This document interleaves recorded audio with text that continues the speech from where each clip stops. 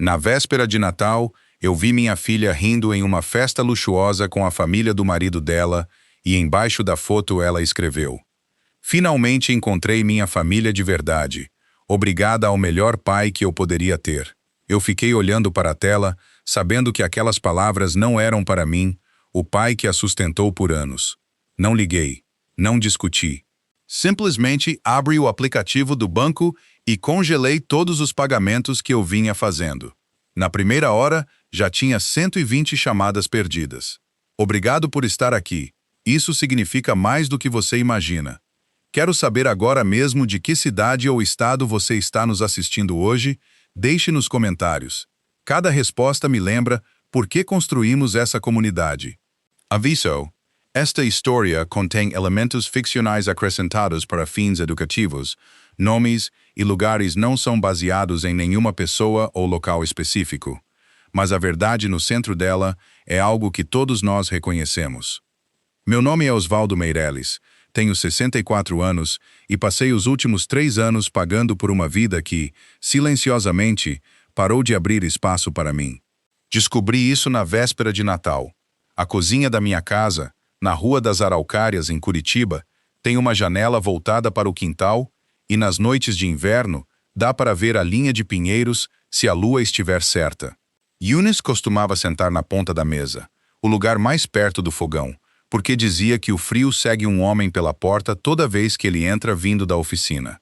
Ela sentou ali por 28 anos. A cadeira está vazia há 4. Eu tinha feito café, do bom, daquele que só faço quando sinto que algo digno de se sentar e esperar está prestes a acontecer. Tinha embrulhado 2 presentes naquela semana, um carrinho de controle remoto para o Otávio, um estojo de pintura para a Lívia, e eles estavam empilhados perto da porta com etiquetas escritas com a minha melhor letra. Eu esperava a videochamada. Adriana tinha mandado mensagem ao meio-dia: "Te ligo hoje à noite, pai." As crianças estão animadas. Foi a última mensagem que recebi dela naquele dia. Às 8 da noite o café já estava frio. Joguei fora e fiquei parado na pia por um instante, olhando o quintal, a forma da oficina velha que construí no verão em que o Otávio nasceu. Meu peito estava do jeito que fica antes de uma tempestade chegar, aquela pressão específica atrás do externo que não é bem dor e não é bem nada. O celular acendeu no balcão. Não era ligação, era uma notificação. Adriana tinha postado um álbum novo de fotos nas redes sociais. A prévia mostrava uma árvore de Natal tão alta que dobrava no teto, fitas de luz dourada da base ao topo. A legenda embaixo dela apertou minha garganta antes mesmo de eu abrir. Finalmente sei o que é ter uma família de verdade. Obrigada ao melhor pai que alguém poderia ter, por estar sempre presente. Toquei na notificação. O álbum abriu 31 fotografias. A primeira era a sala de jantar, uma mesa comprida posta com toalha branca e louça boa, velas no centro, flores de Natal nas 2 pontas.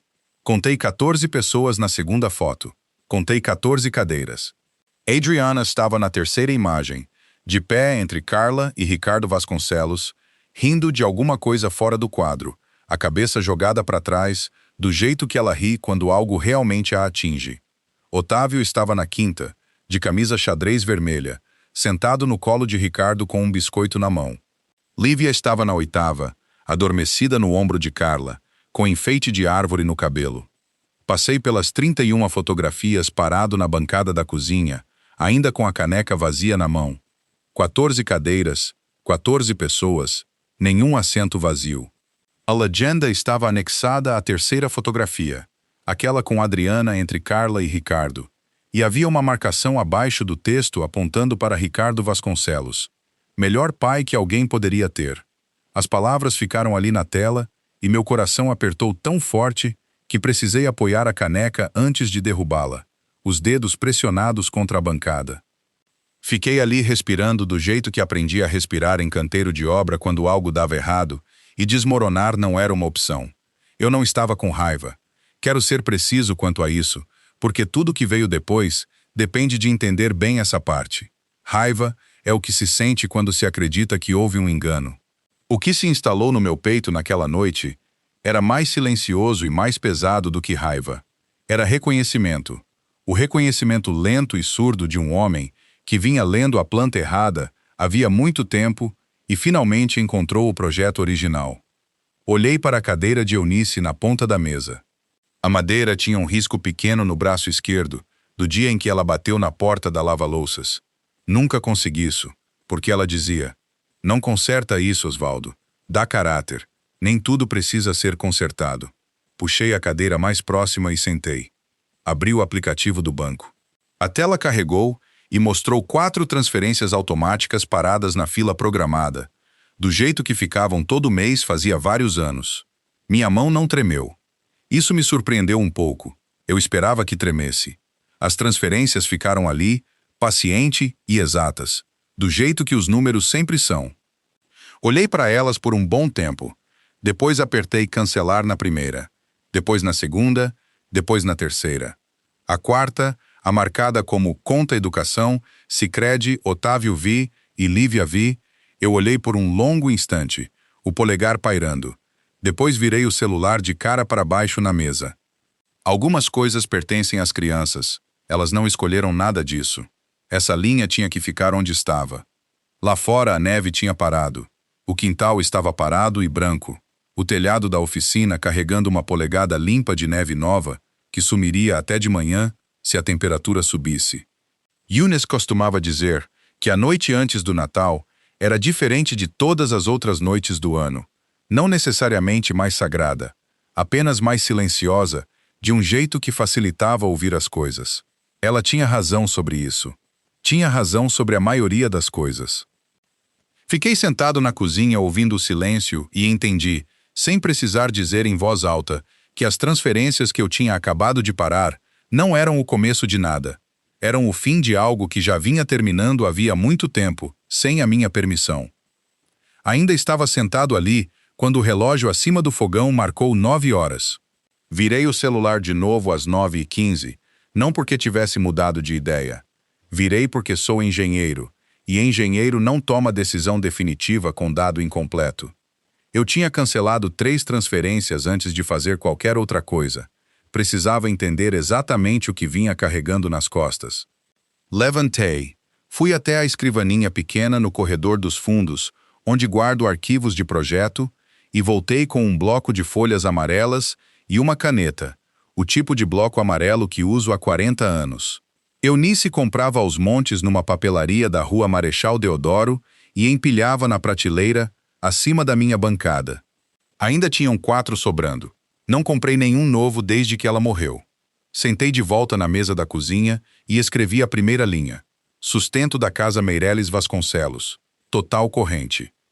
3 anos atrás, Adriana me ligou do estacionamento de um mercado em Pinheiros. Era uma terça-feira de fevereiro à tarde, e a voz dela estava tão apertada de choro que precisei pedir 3 vezes para ela ir mais devagar, até entender as palavras. Ela e Rodrigo tinham feito proposta por um apartamento de 1 quarto, o primeiro lugar deles juntos, depois de 2 anos dividindo quarto com amigos. O proprietário queria primeiro mês, último mês e calção adiantados. R$ 235 mil no total. As economias de Rodrigo eram fracas, as de Adriana ainda mais fracas. Faltavam R$ 205 mil. Fui à cooperativa de crédito na manhã seguinte e transferi o dinheiro antes do almoço. Escrevi aquilo no papel. Calção, apartamento em Pinheiros, fevereiro de 2022, R$ 235 mil, pagamento único. Depois o carro. Rodrigo comprou uma SUV seminova, 18 meses depois, uma Chevrolet Trailblazer cinza escura, com o pacote de rebocamento. O score dele na época era baixo demais, e a concessionária exigiu um fiador. Ele me ligou num domingo à noite, já na concessionária, já na sala do gerente financeiro. Dava para ouvir a voz do vendedor ao fundo, paciente e treinada. Fui fiador. A parcela mensal era de R$ 4.450. Eu vinha cobrindo havia 24 meses. Fiança de financiamento, Chevrolet Trailblazer. A partir de agosto de 2022. R$ 4.450 por mês. 24 meses pagos. Total R$ 106.800. Depois o plano de saúde. Adriana tinha saído do emprego numa agência de marketing em Pinheiros, 18 meses atrás, para trabalhar por conta própria, em tempo integral. Perdeu o convênio da empresa no dia em que saiu. Me ligou naquele fim de semana, a voz animada com o novo capítulo, e no fim, quase como um detalhe, disse: "Só preciso resolver a parte do plano, pai. É meio complicado." Liguei para minha corretora de seguros, uma senhora chamada Conceição, que cuidava da apólice do meu pequeno negócio havia 11 anos. Na segunda-feira seguinte, incluí a Adriana como dependente no meu plano, sem fazer alarde. R$ 2.100 por mês. Plano de saúde. Adriana M. Vasconcelos. A partir de junho de 2023. R$ 2.100 por mês. 18 meses pagos. Total, R$ 37.800. Depois a conta da faculdade. Na semana em que o Otávio nasceu, abri uma conta poupança destinada à educação dele na cooperativa de crédito. Coloquei R$ 2.500 para abrir e programei uma contribuição automática de R$ 4.000 por mês. Quando a Lívia chegou, 3 anos depois, acrescentei o nome dela como beneficiária na tarde em que Adriana me mandou o comunicado de nascimento. E eu vinha contribuindo havia 14 meses, até a véspera de Natal. Conta Educação Sicredi, Otávio V. e Lívia V., a partir de outubro de 2023, R$ 4.000 por mês, 14 meses, saldo atual, aproximado R$ 262.000. Pousei a caneta e olhei para o bloco. Os números ficaram ali do jeito que os números sempre ficam, sem desculpa, sem explicação, sem nenhum interesse em como você se sente a respeito deles. Somei as colunas 2 vezes. O total, sem contar o depósito inicial, era de R$ 435.600, em sustento recorrente ao longo de 3 anos. Somando os R$ 270.000 do apartamento, o número passava de 670 mil. Eu nunca tinha mencionado nada disso numa mesa de jantar, num aniversário, numa reunião de fim de ano. Nem quando Rodrigo ficou no meu quintal num churrasco de 7 de setembro e disse aos amigos da faculdade que a Trailblazer tinha sido a decisão financeira mais inteligente que ele já tomou. Nem quando a Adriana postou um vídeo na página do negócio dela sobre construir algo do zero, só com garra e fé. Nem uma vez sequer. Meu peito apertou, até parecer que algo dentro estava sendo torcido devagar, do jeito que se torce um pano molhado quando se quer tirar a última gota. Pressionei a palma contra o bloco amarelo. O papel estava frio sob minha mão, e isso ajudou um pouco. Pensei no Natal de 2 anos atrás. Eu tinha mandado mensagem para Adriana em outubro, perguntando sobre os planos. Ela respondeu 4 dias depois. Correria total, pai. Te aviso depois. Nunca avisou. Comi sopa requentada naquela mesa e assisti a um jogo de futebol que não me interessava, porque a alternativa era ficar no silêncio sem nada para preenchê-lo. Não tinha perguntado de novo. Peguei a caneta e escrevi mais uma linha, embaixo do total. Nenhuma cadeira. Dobrei o bloco ao meio, deixei no canto da mesa onde eu pudesse ver e peguei o celular. O aplicativo do banco ainda estava aberto. As 3 transferências canceladas estavam marcadas na fila. A quarta, a da conta de educação, continuava programada. Olhei o nome do Otávio na tela, depois o da Lívia. Minha neta tinha enfeite de árvore no cabelo naquela fotografia. Estava dormindo no ombro de Carla Vasconcelos. Ela não escolheu nada disso. Nem o Otávio. Meu polegar pairou sobre a 4ª transferência por um longo instante. Depois apertei o botão de início e deixei o celular de cara para cima na mesa. Dessa vez virado para cima para ver se tocava. Não tocou. Fiquei na cozinha até o relógio marcar 11h40, e então fui dormir. E o bloco amarelo ficou na mesa onde a luz acima do fogão alcançava. E os números ali não mudaram por mais tempo que eu ficasse fora. Acordei às 6h14 na manhã de Natal, do jeito que acordo há 40 anos sem despertador, no escuro, com aquela clareza particular de um homem que foi dormir com assunto pendente. O celular estava na mesinha. Eu tinha colocado ali antes de dormir sem pensar, do jeito que se deixa uma ferramenta por perto quando se sabe que vai precisar dela de novo. 120 chamadas perdidas. Nos 4 anos desde que Eunice morreu, eu tinha recebido talvez 30 chamadas no total que não fossem de empreiteiro, fornecedor ou do Chico Andrade. 120 numa noite só era um tipo diferente de número. Levantei, coloquei o café e sentei à mesa. O bloco continuava onde eu tinha deixado. A linha no final, nem uma cadeira, pegando a luz da manhã pela janela sobre a pia. Peguei o celular e li as chamadas perdidas em ordem. Adriana, 11 vezes. Rodrigo, 6 vezes. Um número que eu não reconhecia, com DDD de São Paulo, 4 vezes. Mais 2 números desconhecidos, um de uma central de São Paulo, outro sem código de área registrado. Depois li as mensagens. Adriana, 00 hora, 07. Pai, o que está acontecendo? Me liga agora. Adriana, 0 hours 19. Estou falando sério. Isso não tem graça. Me liga. Rodrigo, Forza Kane. Osvaldo, acho que houve algum erro do banco. Pode conferir sua conta e nos ligar quando puder? Obrigado.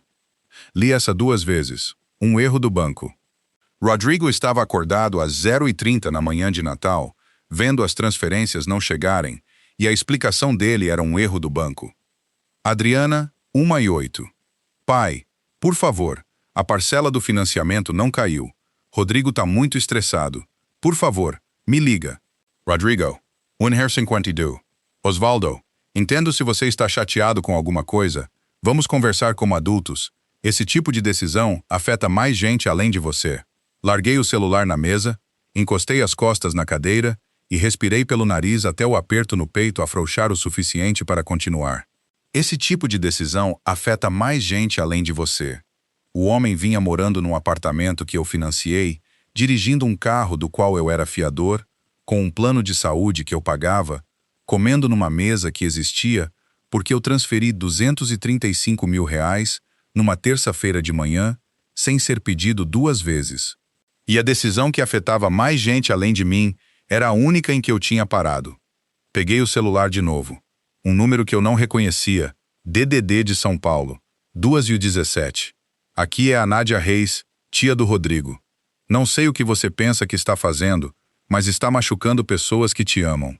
Espero que esteja orgulhoso. Nádia Reis. Eu a tinha conhecido uma vez, no casamento, por uns 4 minutos perto da mesa de camarão. Adriana, 2h49. Pai, você está bem? Estou realmente preocupada com você.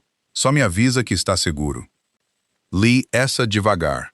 Minha garganta apertou e meus olhos arderam de um jeito que eu não esperava. Não pelas palavras em si, mas pelo tempo. 2h49 da manhã, 6 horas depois de as transferências pararem. Ela tinha esperado 6 horas para perguntar se eu estava seguro. Toda a mensagem, antes daquela, tinha sido sobre o financiamento, sobre o estresse do Rodrigo, sobre decisões que afetavam mais gente além de mim. A preocupação chegou depois de tudo mais ter sido tentado. Eu sabia o que aquilo significava. Passei 30 anos lendo laudo estrutural e conheço a diferença entre parede estrutural e divisória. A mensagem das 2h49 da Adriana era uma divisória. Adriana, 6h55, mandada enquanto eu ainda dormia. E eu não sei o que eu fiz de errado. Você tem ideia do que está fazendo com essa família agora? A gente tem financiamento vencendo, a gente tem filhos. Por favor. Pousei o celular de cara para baixo sobre o bloco. O café estava pronto. Servi uma caneca e fiquei na janela da cozinha. O quintal estava parado, a neve da noite anterior limpa e intacta no telhado da oficina. Um sabiá pousou no poste do portão, o peito alaranjado tão nítido contra o branco que parecia pintado de propósito. Eunice teria segurado meu braço e apontado. Ela colecionava aqueles pássaros do jeito que outras pessoas colecionam fotografias. Bebi o café observando o pássaro até ele voar. Depois lavei a caneca, subi, tomei banho e vesti roupa limpa, e quando desci, sentei de novo à mesa e peguei o celular mais uma vez. Adriana tinha mandado mensagem às 8h47, enquanto eu estava no banho. Pai, estou embarcando amanhã. Por favor, esteja em casa. Li 3 vezes. Meu peito apertou, não de raiva, nem exatamente de tristeza, mas de algo que estava por baixo dos dois, mais velho e mais cansado. Ela não estava vindo perguntar por que eu estava sofrendo. Não vinha se sentar na minha frente e olhar nos meus olhos e dizer: Pai, fala comigo. Ela estava vindo porque o dinheiro parou e alguém precisava consertar aquilo pessoalmente. Eu entendia isso. Entender não fez minha mão parar de tremer levemente enquanto eu pousava o celular. Não respondi. Nem a Adriana, nem ao Rodrigo, nem a Nádia Reis do DDD de São Paulo, que tinha ficado perto da mesa de camarão 8 anos atrás e tinha opiniões sobre decisões que afetavam mais gente além de mim. Eu não tinha nada a dizer ainda. O que eu tinha era um bloco amarelo com números, um sabiá que já tinha voado embora, 3 transferências paradas e uma quarta que eu tinha decidido deixar em paz. Eu tinha uma filha embarcando no dia seguinte. Precisava de mais um dia para pensar com clareza antes que ela cruzasse minha porta, porque uma vez que ela estivesse naquela cozinha, tudo se moveria mais rápido do que eu estava pronto para acompanhar. Vesti o casaco, fui até a oficina e passei a manhã de Natal fazendo o que sempre faço quando preciso pensar sem interrupção. Trabalhei com as mãos até o pensamento se organizar sozinho. Ela chegou às 14h15, num carro alugado que não tinha mencionado, entrando na garagem sem avisar por mensagem antes, do jeito que fazia quando ainda morava aqui e não achava que chegar exigia aviso. E eu estava na cozinha quando ouvi o motor. Tinha ficado parado na bancada por uns bons 10 minutos, sem fazer nada em particular, o que nunca faço, e isso me disse que eu vinha esperando sem admitir para mim mesmo. Adriana entrou pela porta da frente carregando 2 sacolas de mercado e um pacote de papel de um restaurante vietnamita na Liberdade, aquele que ela adorava desde os 15 anos. O cheiro do caldo chegou à cozinha antes dela, e algo no meu peito puxou apertado, sem nada a ver com raiva. Ela tinha lembrado. No meio de tudo, tinha parado e comprado a coisa que sabia que eu gostava. Isso quase tornou tudo mais difícil. Pai. Ela largou as sacolas, atravessou a cozinha e me abraçou. E eu deixei, porque, apesar de tudo o mais, ela ainda era minha filha e eu não a via desde agosto. Ela segurou mais tempo do que o normal, os ombros tensos sob minhas mãos, os músculos das costas apertados do jeito que ficam quando alguém carrega algo pesado por tempo demais. Quando ela se afastou, os olhos estavam vermelhos nas bordas, não de choro, mas do ressecamento de alguém que vinha tentando muito não chorar por várias horas e quase tinha conseguido. Sentamos frente a frente na mesa da cozinha. Ela tinha trazido pastéis, 2 potes de caldo e um pacote de bolacha de gergelim e arrumou tudo com cuidado, do jeito que arruma as coisas quando precisa de algo para fazer com as mãos. O Otávio caiu outro dente, ela disse. Um sorriso pequeno e verdadeiro cruzou o rosto, do tipo que chega antes de você decidir se vai deixar. 9 agora. Ele tá marcando num quadro na porta do quarto. Ela olhou para cima. Ele pergunta de você. Queria saber por que você não ligou no Natal. Minha mandíbula travou. Peguei a colher e não disse nada, porque o que eu queria dizer não era algo que eu estava pronto para dizer ainda. Então Adriana pousou a colher e cruzou as mãos sobre a mesa, e a temperatura da conversa mudou do jeito que a temperatura muda quando uma frente passa pela casa. Você ainda tem os documentos do imóvel? Os originais? Minha mão parou sobre o pote de caldo. Por quê? Só quero garantir que está tudo em ordem, pro seu bem. Ela tocou meu pulso, os dedos quentes do caldo. Eu me preocupo com você aqui sozinho. Cuido dessa casa há 31 anos, Adriana. Eu sei. Ela puxou a mão de volta. Podia fazer sentido atualizar alguns documentos, o seu testamento, talvez, as informações da sua conta, só por precaução. Meu testamento está em dia, eu disse. Está tudo exatamente onde precisa estar. Ela balançou a cabeça, mas os olhos foram para a bancada atrás de mim, depois para a gaveta da escrivaninha no corredor. Um piscar rápido, quase nada. Eu tinha passado 30 anos lendo salas. Vi aquilo. O celular dela vibrou na mesa. Alguma coisa mudou no rosto dela. Um aperto ao redor dos olhos, a resposta involuntária de alguém que vinha esperando uma mensagem específica e estava ansiosa com o que ela podia dizer. Ela virou o celular de cara para baixo. Ela não estava reportando a ele. Estava se escondendo dele. A diferença. E senti a diferença no peito como um peso que se deslocou.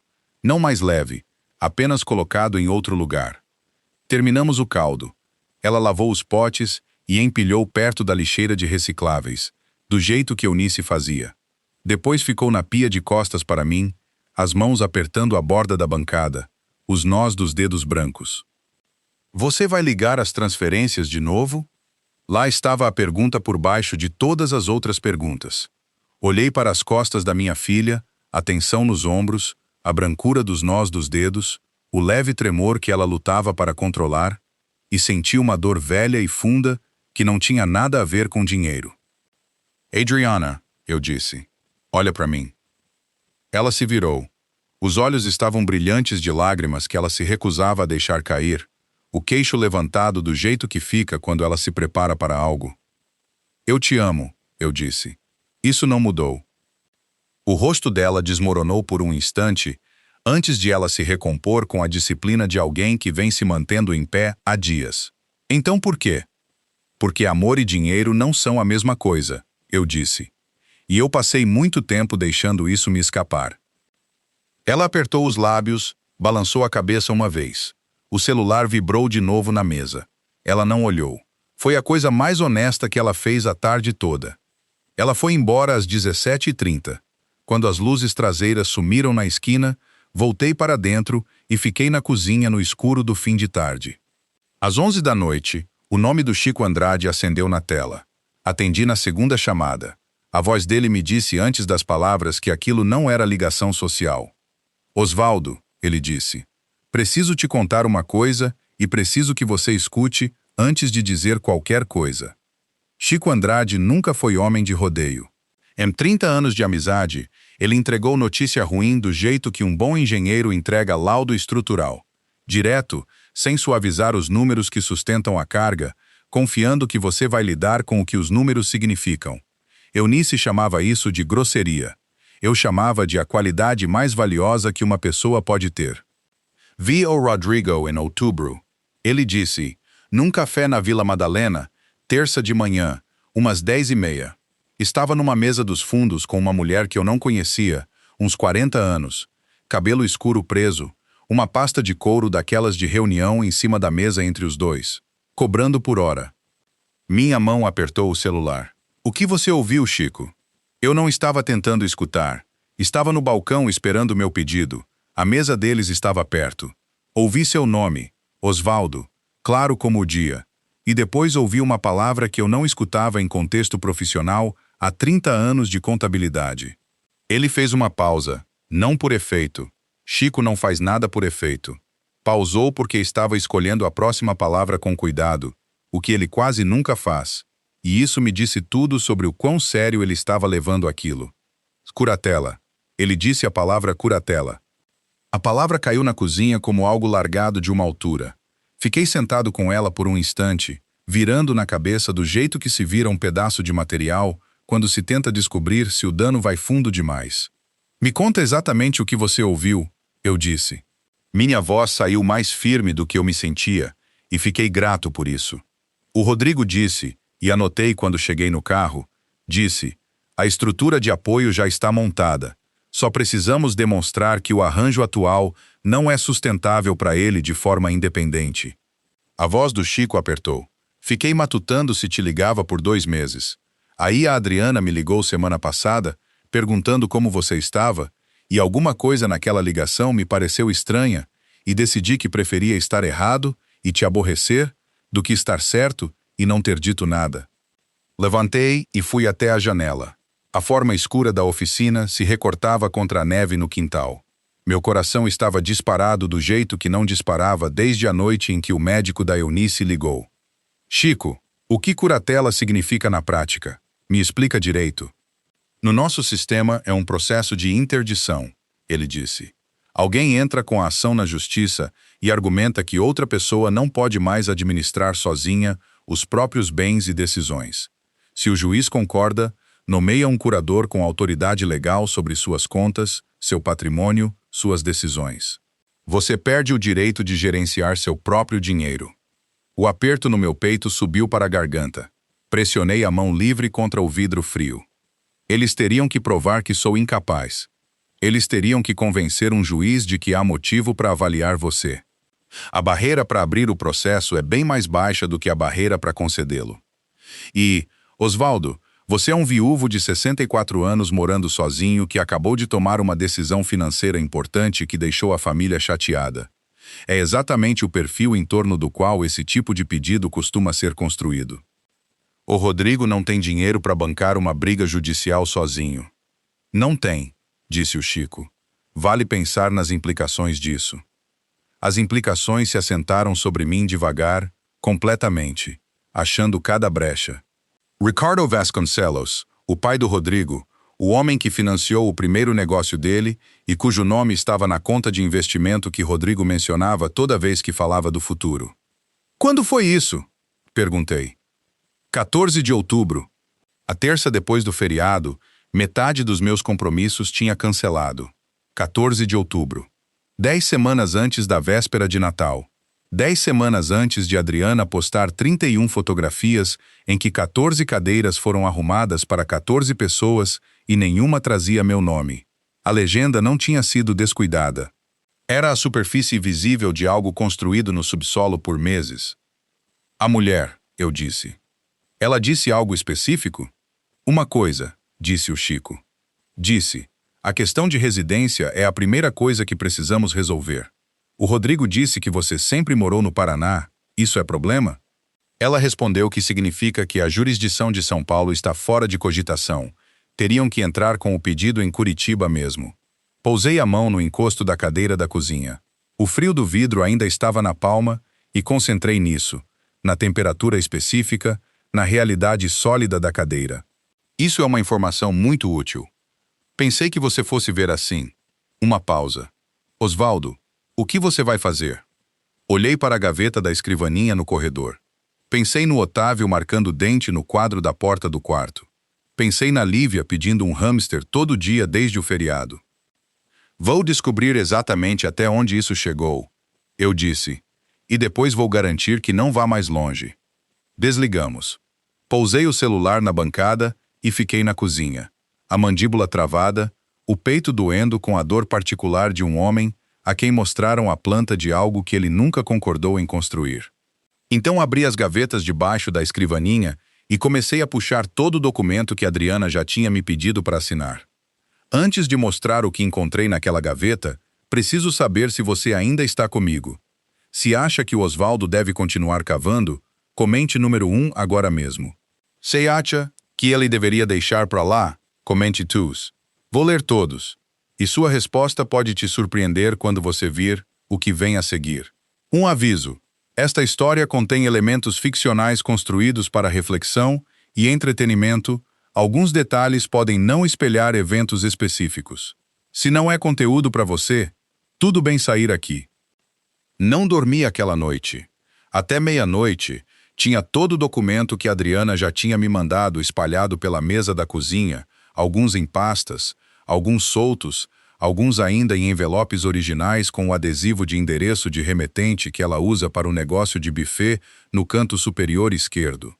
18 meses de papelada, formulários de plano de saúde, confirmações de matrícula escolar que ela tinha me pedido para assinar como contato secundário, um documento de IPTU que precisou da minha assinatura para uma consulta de refinanciamento que nunca foi adiante. Fui passando na ordem, do jeito que passo por um conjunto de plantas, metodicamente, começando pela fundação e subindo. A maior parte era exatamente o que parecia ser. Então encontrei o de abril. Era uma única folha, impressa em papel branco liso, com o título Autorização de Contato e Confirmação de Correspondência, numa fonte profissional, sem ser oficial. Adriana tinha me mandado por e-mail numa terça-feira à tarde com uma mensagem que dizia: Pai, pode assinar isso e escanear de volta? É só para registro do plano de saúde, para terem seu endereço arquivado caso precisem falar direto com você. Desculpa, é chato. Eu lembrava de ter assinado. Lembrava de pensar que era exatamente tão chato quanto ela tinha dito. Li de novo agora, devagar, à meia-noite na minha cozinha, com as palavras do Chico ainda pesando no peito feito uma pedra fria. A linguagem era cuidadosa, não fraudulenta, cuidadosa. Confirmava que eu estava ciente do endereço e contato de Adriana. Confirmava que eu a autorizava a receber correspondência relacionada a certos arranjos financeiros compartilhados em meu nome quando eu estivesse indisponível. Era o tipo de documento que, isolado, não significava quase nada. Deixei de lado e abri o notebook. Levei 40 minutos vasculhando threads de e-mail antigos até encontrar o que procurava. Rodrigo tinha o hábito de copiar Adriana em correspondências profissionais. Ela tinha mencionado uma vez que ele gostava que ela estivesse a par de tudo, o que na época eu tinha entendido como sinal de parceria. Agora eu lia diferente. Numa thread de agosto, 4 meses depois de Adriana ter me mandado o documento de abril para assinar, Rodrigo tinha encaminhado uma mensagem para um endereço de e-mail que eu não reconhecia. O domínio era uma sequência de letras que não significava nada para mim. Anexado àquela mensagem encaminhada, estava um scan do documento de abril, e abaixo do scan, Rodrigo tinha digitado 4 linhas. Segue em anexo a autorização de correspondência assinada por Osvaldo Meirelles, datada de 12 de abril. Isso confirma que Adriana M. Vasconcelos cuida da correspondência financeira dele quando ele está indisponível. Acreditamos que isso, somado ao contexto médico que discutimos, estabelece um registro preliminar suficiente para sustentar o cronograma do pedido que traçamos na última ligação. Li 3 vezes. Minhas mãos estavam firmes demais para o que tinham direito de ser, e fiquei grato por isso, porque meu peito estava fazendo algo que não tinha nenhuma firmeza. Era a sensação de uma estrutura no instante antes de falhar, aquela vibração específica, o estresse interior profundo que ainda não ficou visível na superfície, mas já passou do ponto sem volta. Ele tinha pegado um documento que eu assinei para atualizar um endereço de correspondência do plano de saúde e transformado em prova de que Adriana administrava minhas finanças. Tinha anexado a uma comunicação com alguém que chamava de nós. Tinha mencionado contexto médico. Tinha usado a palavra pedido. Levantei da mesa, fui até a pia e deixei água fria correr sobre os pulsos, do jeito que Eunice me ensinou a fazer quando eu superaquecia em canteiro de obra. Ela tinha lido em algum lugar que os pontos de pulso esfriam o corpo mais rápido do que qualquer outro lugar. Fiquei ali por 1 minuto inteiro com a água correndo. Depois voltei à mesa e continuei lendo. Encontrei a segunda coisa 20 minutos depois, enterrada numa cadeia de e-mails que Adriana tinha me encaminhado no verão, com o assunto "Só um FAI" sobre plano de saúde, ignora se ficar confuso. Ela tinha mandado de forma casual, sem explicação, do jeito que se encaminha algo que se quer que a outra pessoa tenha acesso, sem transformar em conversa. No fim da cadeia, embaixo de 3 camadas de cabeçalhos encaminhados, havia uma mensagem que Adriana tinha mandado diretamente para o mesmo endereço desconhecido que Rodrigo usava. Eram 4 frases. Entendo o cronograma que vocês traçaram. Acho que a abordagem faz sentido, dadas as circunstâncias. Quero garantir que as crianças fiquem protegidas durante todo esse processo. Por favor, me mantenham informada. Embaixo dessas 4 frases estava o nome completo dela, Adriana Meirelles Vasconcelos. Digitado, não assinado, mas digitado do jeito deliberado, como as pessoas digitam o nome completo quando querem que não haja confusão sobre quem está falando. Minha garganta apertou até engolir exigir esforço. Meus olhos ardiam de um jeito que não tinha nada a ver com a hora ou o brilho da tela. Pressionei os dedos contra as pálpebras por um momento e respirei pela boca, devagar e deliberado, do jeito que se respira quando se tenta impedir que uma coisa vire outra coisa. Ela sabia, não perifericamente, não do jeito vago que uma pessoa sabe de algo que escolheu não examinar de perto. Ela tinha escrito 4 frases para um advogado que dividia com o marido e assinado o nome completo nelas. Tinha expressado concordância com o cronograma. Tinha pedido para ser mantida informada. Vinha sendo informada todo mês, durante 6 meses, enquanto me ligava aos domingos à noite e perguntava como estava o tempo em Curitiba. Sentei na cozinha por um longo tempo. Em algum momento depois das 3 da manhã, coloquei o casaco e fui até a oficina, não porque tivesse um plano, mas porque a casa tinha ficado pequena demais para o que eu estava carregando, e a oficina sempre foi o lugar onde consigo pousar as coisas sem que elas desapareçam. Liguei a lâmpada única do teto. O cheiro de serragem, óleo de máquina e metal frio, o cheiro que mora naquele espaço há 30 anos, me atingiu do jeito que cheiros familiares atingem quando não se está preparado para eles. Eunice costumava trazer café até ali nas manhãs de fim de semana e sentar no banco perto da bancada, conversando comigo enquanto eu trabalhava. Ela dizia que gostava do som daquilo, o som com propósito, ela chamava. Sentei naquele banco agora, os cotovelos nos joelhos, o rosto nas mãos, e fiquei ali por um tempo. Meu peito doía, não de um jeito médico, do jeito que um peito dói quando algo grande e pesado vem pressionando por dentro há mais tempo do que o corpo foi feito para aguentar. Respirei através disso, pelo nariz, pela boca, do jeito que se respira no alto de uma estrutura em vento forte, quando se precisa que as mãos fiquem firmes. Quando levantei a cabeça, meus olhos ardiam e meu rosto estava molhado, e eu não sabia exatamente quando aquilo tinha acontecido, mas não me surpreendi. Pensei na Adriana aos 13 anos, sentada na nossa mesa de cozinha com uma prova de matemática que tinha reprovado e me dito que tinha passado, a folha virada para baixo embaixo do caderno, incapaz de olhar para mim. Ela tinha chorado também, não porque eu tinha descoberto, mas porque a própria mentira tinha ficado pesada demais para carregar por mais um dia. Tinha me entregado voluntariamente no fim, pousado a folha virada para cima na mesa, colocado as mãos no colo e esperado. Eu tinha dito a ela naquela época que a verdade sempre pesava menos depois de dita em voz alta, que o peso estava em carregar, não em contar. Ela tinha balançado a cabeça, enxugado os olhos e dito: "Fácil para você falar, pai. Você nunca precisa carregar nada." Eu tinha rido. Ainda conseguia ouvir aquele riso. Ela estava errada quanto a isso, mas eu nunca contei a ela, porque há coisas que um pai carrega que um filho não precisa ver. Não porque não aguentaria, mas porque não é para isso que a espera serve.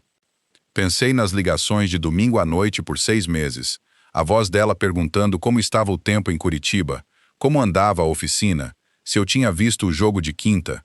Normal, calorosa, cuidadosa, a voz de alguém que tinha aprendido a conversar em volta de algo grande demais para caber numa sala.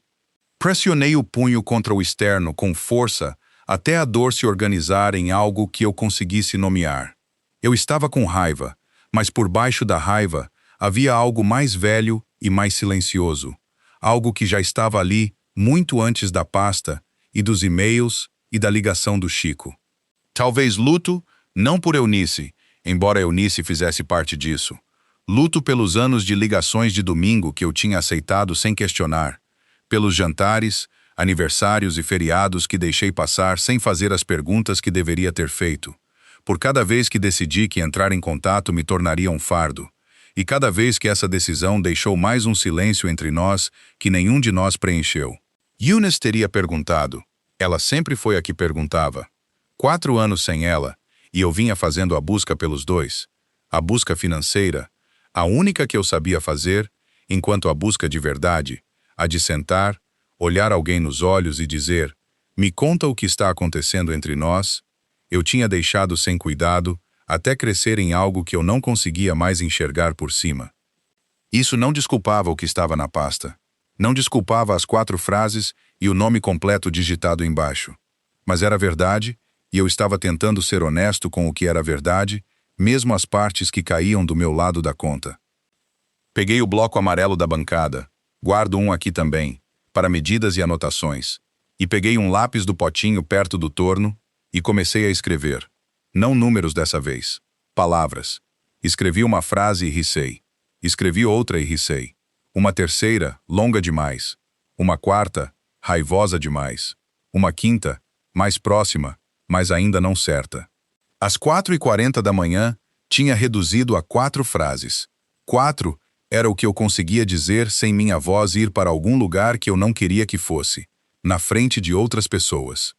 30 anos de canteiro de obra tinham me ensinado exatamente onde ficavam meus limites, e eu tinha aprendido a não ultrapassá-los sem necessidade. Dobrei o papel, coloquei no bolso do peito do casaco, apaguei a luz da oficina e voltei pela neve até a casa, e quando entrei pela porta da cozinha, o relógio acima do fogão marcava 5h03, e o céu pela janela começava a pensar em amanhecer. Lavei o rosto na pia da cozinha, troquei de camisa, coloquei o café. Segunda-feira estava há 2 dias. Precisava fazer uma ligação logo cedo na segunda-feira. O escritório do Dr. Jorge Ferraz, 3º andar, Rua 15 de Novembro. Eu tinha passado por aquele prédio centenas de vezes sem entrar. Estava na hora de entrar. O prédio na rua 15 de Novembro tinha um painel de diretório no saguão com letras de plástico branco pressionadas em feltro preto, do tipo que combina com um escritório dos anos 70 e de algum jeito sobreviveu a toda a reforma ao redor. Ferraz Advogados Associados, Sala 301. Subi de escada. Ao Dr. Jorge Ferraz era mais baixo do que a voz, ao telefone sugeria, compacto, grisalho nas têmporas, com o jeito calmo de um homem que passou 30 anos ouvindo pessoas contarem coisas que nunca contaram a ninguém. O escritório dele tinha 2 janelas voltadas para a rua, uma mesa limpa exceto por um bloco amarelo e uma caneta, e 3 diplomas emoldurados na parede atrás dele, posicionados baixo o suficiente para não dominar a sala. Reparei nisso. Me disse alguma coisa. Seu Meireles. Ele se levantou e apertou minha mão, firme sem ser performático. Sente, me conta o que você tem. Sentei. Contei tudo, em ordem, do jeito que conduziria um cliente por uma avaliação estrutural. Fundação primeiro, depois elementos de sustentação, depois os pontos de falha. A ligação do Chico, a pasta, a cadeia de e-mails, a linguagem do Rodrigo, as 4 frases da Adriana, as ligações da Carla para os vizinhos, o documento de abril. Ferraz escutou sem interromper. Fez 2 anotações no bloco. Quando terminei, pegou o documento de abril que eu tinha trazido, originais, não cópias, e leu devagar, o dedo indicador correndo levemente pelas linhas, do jeito que se lê quando se quer ter certeza de não ter perdido nada. Depois pousou e olhou para mim. Isso é inexequível, disse ele. Como documento de procuração, que é como o advogado do Rodrigo parece estar tratando, ele falha na largada. A lei brasileira exige, para uma procuração ampla e válida, instrumento público lavrado em cartório, assinatura reconhecida, dados completos e, dependendo do escopo, testemunhas. Isso aqui não tem nada disso. Se alguém tentasse apresentar isso num processo de interdição, o juiz rejeitaria antes da primeira audiência. Meus ombros caíram uns bons 2 centímetros. Não tinha percebido que os vinha mantendo levantados. E o e-mail? Perguntei. As 4 frases da Adriana? Ferraz inclinou levemente a cabeça. Isolado, mostra que ela estava ciente e não se opôs ao cronograma do advogado. Não estabelece autoridade legal. Pode ser usado para sustentar uma narrativa de consenso familiar, mas um advogado adversário competente desmonta isso em 4 minutos. Fez uma pausa. Você tem um advogado adversário competente? Estou olhando para ele, eu disse. Os cantos da boca dele se moveram, quase um sorriso. Então vamos falar sobre o que vamos construir. Ele me guiou pelo processo do jeito que um bom empreiteiro guia por uma reforma. O que precisava vir primeiro, o que dependia do quê, o que levaria mais tempo para se firmar direito. A procuração pública com poderes amplos designaria Chico Andrade como meu representante legal em caso de eventual incapacidade. Seria lavrada naquele mesmo dia, em cartório, com reconhecimento de firma e testemunhas do escritório do Ferraz, sem ambiguidade, sem brechas. Quero deixar uma coisa clara, disse Ferraz, inclinando-se para a frente, os cotovelos na mesa. Uma procuração pública bem lavrada é um dos documentos de proteção mais fortes que você pode ter. Uma vez em vigor e devidamente registrada, qualquer pedido alegando que você precisa de um curador nomeado pela Justiça enfrenta uma pergunta imediata. Por quê? Se você já exerceu seu direito legal de designar seu próprio representante. Isso eleva substancialmente o ônus da prova. Bom, eu disse. O segundo movimento é estruturar seu patrimônio numa holding familiar. Ele continuou, anotando algo no bloco. Você transfere os bens principais para dentro da empresa, permanece como sócio administrador, controla tudo, nada muda no seu dia a dia. Mas a estrutura torna um pedido de curatela substancialmente mais complexo de sustentar, porque os bens já estão dentro de uma arquitetura legal com plano de sucessão definido. E a conta de educação? Ferraz assentiu. Essa é a parte mais simples. Você é o titular e único responsável pela conta poupança. Tem o direito unilateral de transferi-la para qualquer instituição participante sem consentimento nem notificação dos pais dos beneficiários. As crianças continuam beneficiárias. Nada muda para o Otávio e a Lívia. Só a instituição e o controle de acesso mudam. Pensei no saldo daquela conta. R$ 262 mil. 14 meses de R$ 4 mil por mês, mais a contribuição inicial, mais rendimento. Vinha crescendo silenciosamente, do jeito que as coisas crescem quando não se interfere nelas. Transfere para Sicredi Curitiba, eu disse. Abre uma nova conta custodiada. Quero completamente separada de qualquer coisa que Rodrigo ou Adriana possam acessar ou reivindicar conhecimento. Feito. Ele anotou. Tenho a papelada pronta para sua assinatura ainda hoje à tarde. Passamos um tempo na questão da jurisdição, o ponto que a escuta acidental do Chico tinha revelado. Ferraz confirmou sem hesitar. Você é residente do Paraná. Ponto final. Qualquer pedido de curatela sobre sua pessoa ou bens tem que ser protocolado aqui, na Vara de Família de Curitiba. São Paulo não tem competência nenhuma. Se o advogado do Rodrigo o orientou diferente, ou estava enganado, ou ainda não tinha estabelecido seu domicílio quando se conheceram. Ele fez uma pausa. De qualquer forma, é um erro grave na fundação deles. 2 erros graves, eu disse. Pelo menos, disse Ferraz. O que sugere que isso foi planejado por alguém com ambição e conhecimento jurídico incompleto, e não por alguém que realmente entendia o que estava tentando fazer. Aquilo caiu em algum lugar do meu peito com um baque quase satisfatório. Quase. Mais uma pergunta, eu disse. As ligações para os vizinhos. A Carla Vasconcelos entrando em contato com gente da minha vizinhança, sugerindo que estou com declínio cognitivo. Tem algo acionável aí? Ferraz considerou. Potencialmente. Se conseguirmos demonstrar que as declarações eram falsas e feitas com intenção de prejudicar sua reputação ou facilitar um processo contra você, calúnia ou difamação, e no contexto do plano de curatela, potencialmente até fraude. Mas provar intenção exige documentação, e você disse que ela tem sido cuidadosa em não deixar rastro escrito. Muito cuidadosa, eu disse. Então, por enquanto, documente tudo. Todo vizinho que mencionar ter recebido uma ligação, cada data, cada coisa específica que relatarem ter ouvido.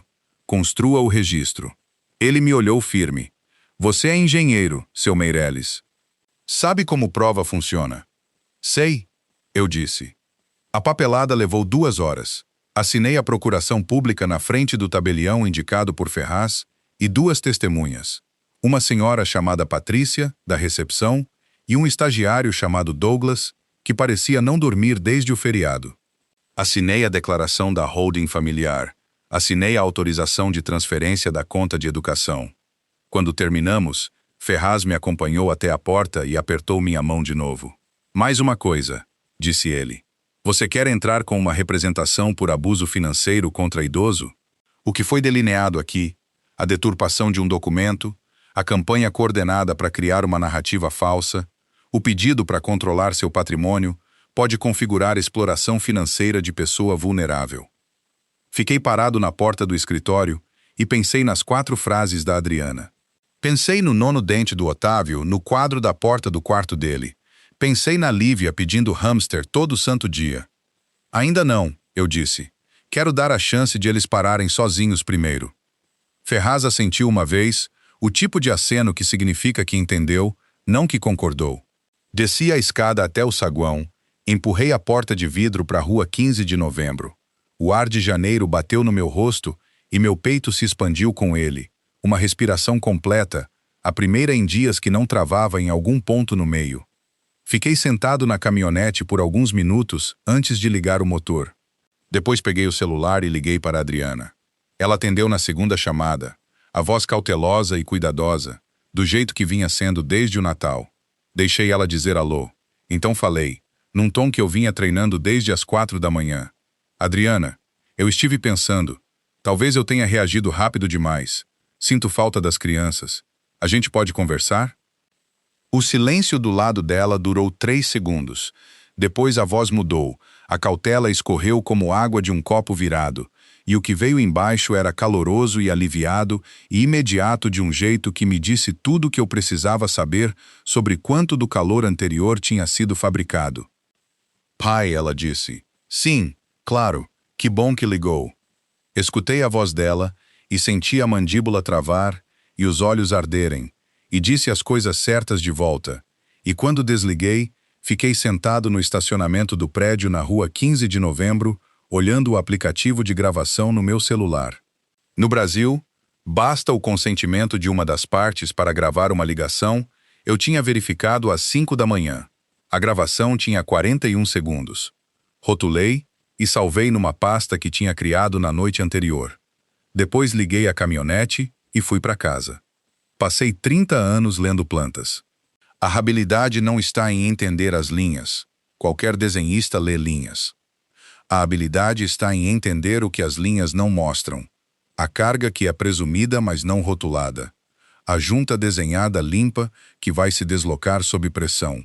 O abismo entre o que um documento diz e o que uma estrutura vai realmente fazer quando o peso for aplicado. Rodrigo ligou na quarta-feira à noite, às 18h14. Eu estava na cozinha fazendo jantar. Ovos com torrada, o tipo de refeição que se faz quando cozinhar, parece arquitetura demais para uma pessoa só. Quando o celular acendeu na bancada, baixei o fogo, peguei o celular, liguei o gravador e atendi. Osvaldo. A voz dele estava calorosa, uma calorosa calibrada, o tipo de calor que foi ajustado num ponto específico e mantido ali. Oi, a Adriana me contou que vocês dois tiveram uma boa conversa outro dia. Fico muito feliz mesmo. Ela me contou a mesma coisa, eu disse. Escuta, sei que as coisas andaram tensas, e quero que saiba que estou te ouvindo. Acho que todo mundo só quer o melhor para a família, né? No final das contas. Tirei os ovos do fogo por completo e me apoiei na bancada. Isso mesmo, eu disse. Estive pensando. Uma pausa, do tipo que foi colocada de propósito, não que chegou naturalmente. E se a gente marcasse um horário para sentar todo mundo junto, botar tudo em aberto? Acho que muito disso vem de falta de comunicação e eu realmente acredito que, se a gente estiver todo mundo na mesma sala, dá para resolver. Deixei 2 segundos passarem antes de responder. Parece razoável, Rodrigo. Que bom. O alívio na voz dele foi imediato e desprotegido. A primeira coisa genuinamente desprotegida que ele tinha dito. Bom, porque família é família, né? No final das contas. É isso que importa. Família é família. Escrevi essa frase no bloco amarelo perto do fogão depois de desligar. Embaixo, escrevi ensaiado. Embaixo disso, escrevi a hora. A gravação tinha 4 minutos e 22 segundos. Salvei na pasta, ao lado da de 41 segundos de segunda-feira. Depois fiquei na bancada comendo meus ovos com torrada, pensando na disciplina particular exigida para escutar alguém encenando sinceridade sem deixar o rosto fazer nada que ele queria fazer. Eunice teria dito que eu estava sendo injusto. Ela teria sentado na minha frente nessa mesa e dito: Osvaldo, gente pode mudar, gente pode estar com medo e ainda assim querer o bem por baixo do medo. Ela costumava estar certa sobre as pessoas. Estava certa de vez em quando, de um jeito que custa depois. Liguei pro Chico depois do jantar. Ele me ligou, eu disse. O que ele disse? Família é família, no final das contas. Estou lendo do bloco. Também. Estou te ouvindo. Falta de comunicação. Melhor para a família. Chico fez um som que não era bem uma risada. É bastante linguagem para 4 palavras de conteúdo de verdade. 4 minutos e 22 segundos, eu disse. Tenho gravado. Bom, uma pausa. Osvaldo, tem uma carta na sua caixa de correio. Passei aí hoje à tarde e coloquei. Não joga fora. É o contato da advogada em São Paulo. Direito de família, atuação independente, nenhuma ligação com a família Vasconcelos. Fui até o corredor da frente. Tinha um envelope simples no chão embaixo da fenda do correio, meu nome escrito nele com a letra do Chico, letra de forma, do jeito que ele escreve quando quer que algo seja legível acima de tudo. Achei, eu disse. Ela é boa, disse o Chico. Cuidou da situação de guarda da minha sobrinha há 3 anos. Sem enrolação. Vai saber exatamente quais opções a Adriana tem. Segurei o envelope por um instante, depois coloquei no bolso do peito da camisa, ao lado de onde o papel dobrado do bloco tinha estado. Obrigado, Chico. Não me agradece, disse ele. Só não perde. Na manhã seguinte, quinta-feira, o correio trouxe outra coisa. Um envelope comercial padrão de uma financeira em São Paulo. O endereço de remetente impresso na fonte pequena e prática de organizações que mandam muitas cartas e otimizaram para volume em vez de impressão. Abri na mesa da cozinha. Era um aviso endereçado a mim e a Rodrigo Vasconcelos como cofiadores do financiamento do veículo, uma Chevrolet Trailblazer 2022, conta terminando nos 4 dígitos que eu reconheci.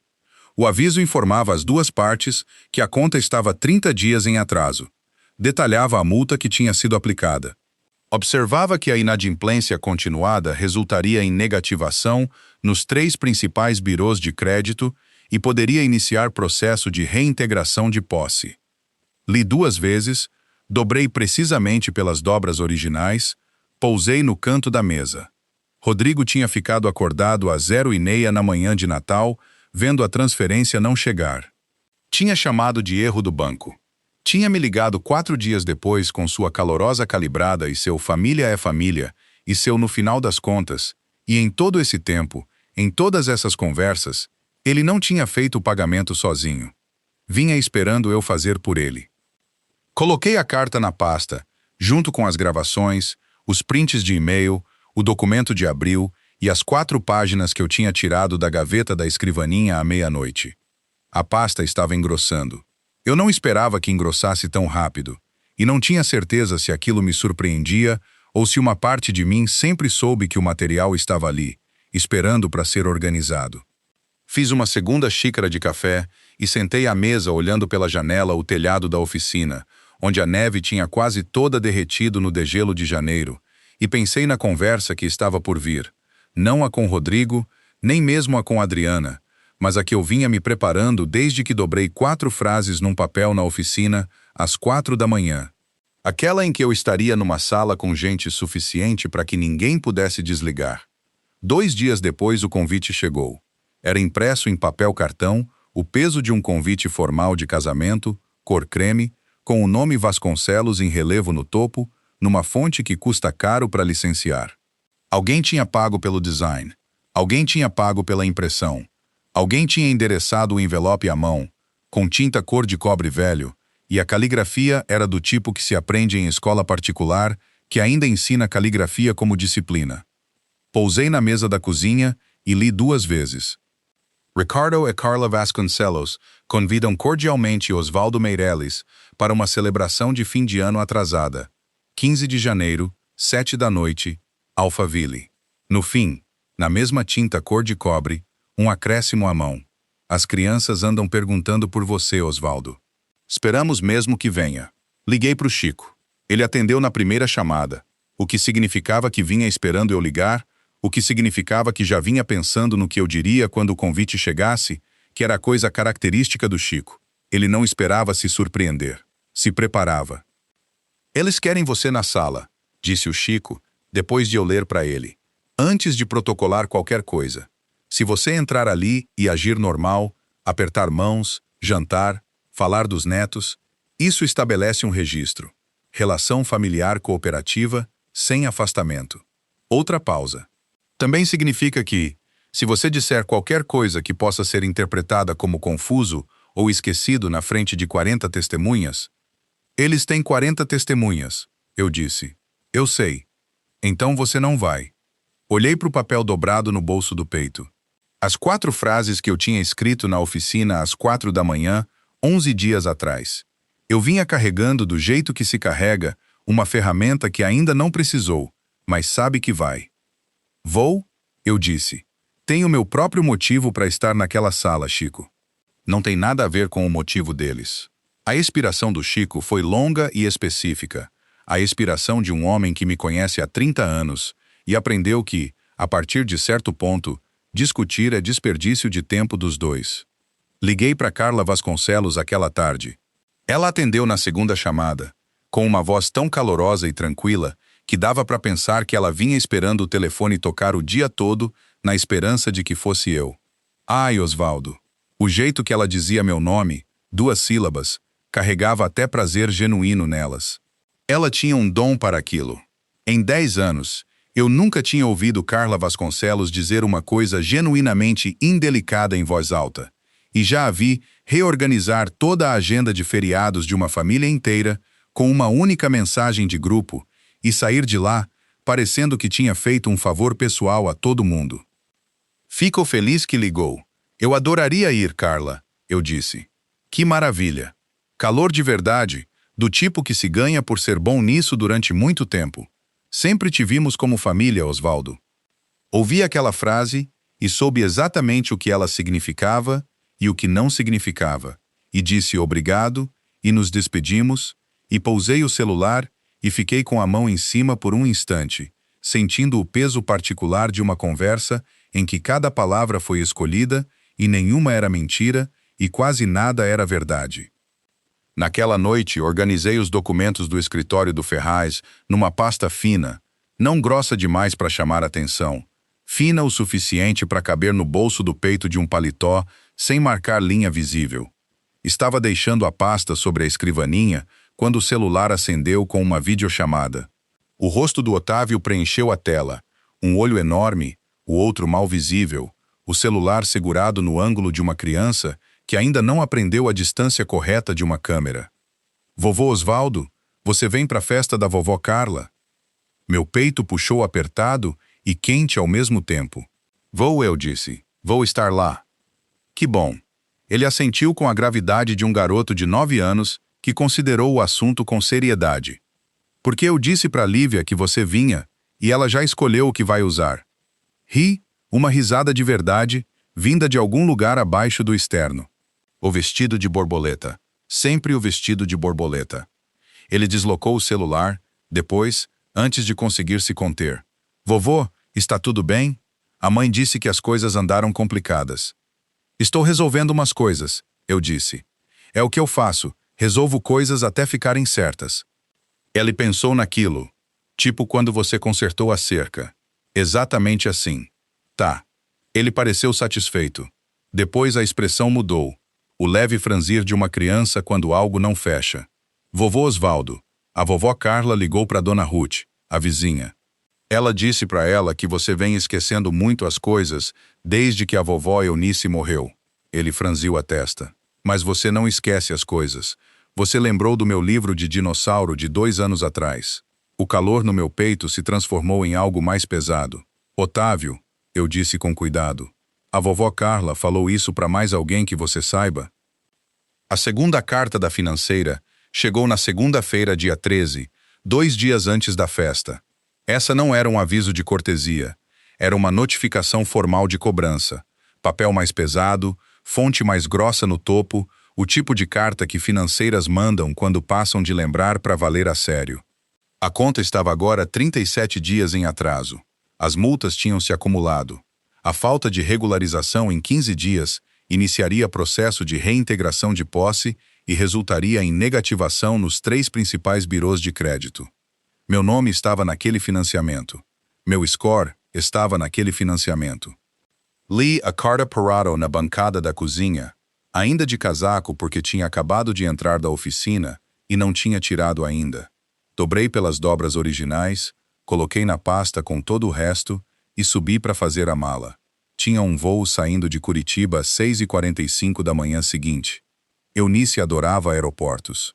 Dizia que era o único lugar onde todo mundo estava igualmente deslocado.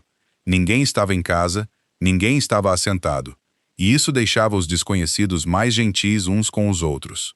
Parado na janela do portão às 5h30 da manhã, com uma pasta na bagagem de mão e 4 frases no bolso do peito, pensei que talvez ela tivesse razão. O voo durou 5 horas e 40 minutos. Passei a primeira hora sem pensar em nada em particular. Passei a segunda, relendo a pasta mais uma vez.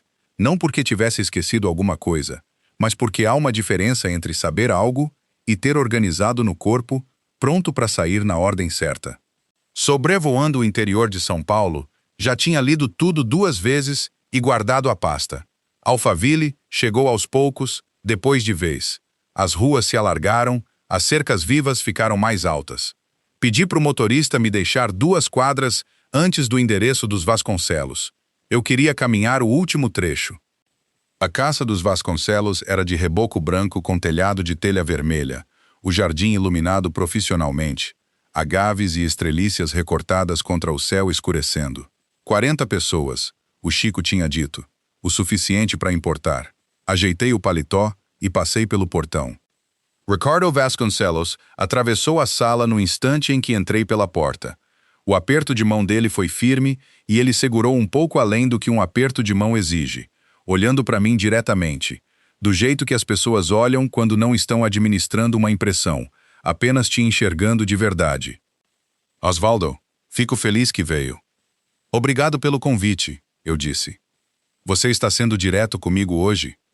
Otávio dobrou a esquina correndo, de meia, e bateu em mim mais ou menos na altura do quadril, os braços em volta da minha cintura, o rosto pressionado no meu casaco. O aperto dele era firme, do jeito particular de uma criança que decidiu que aquele momento valia a repreensão que receberia depois.